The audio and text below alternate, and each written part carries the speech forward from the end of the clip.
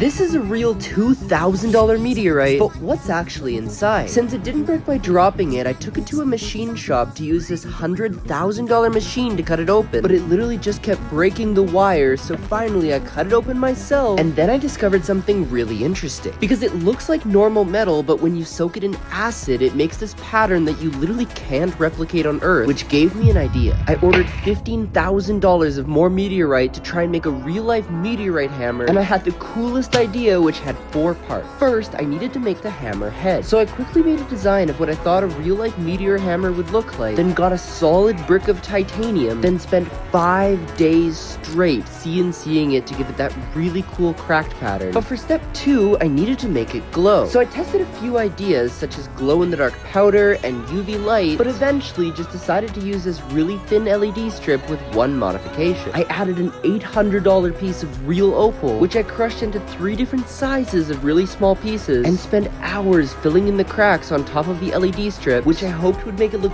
really cool when I actually turned it on. But before testing it out, the 3rd step was to make the handle. And since it weighed like 50 pounds, I used a titanium rod that would go inside of a custom wooden handle. Then at the base, I used my friend's $20,000 high-powered laser to engrave the Clash of Clans logo at the bottom, which will make sense in a second. And finally, it was time to put it all together, cut the meteorites to shape, and acid etch that pattern. And before you see the final result, which cost me $30,000 in 3 weeks to make, the reason I made it in the first place is because Clash of Clans wanted me to bring their new meteorite hammer to life that they brought in during Hammer Jam, but now introduces a brand new update of Town Hall Level 18, and this is what it looks like in real life.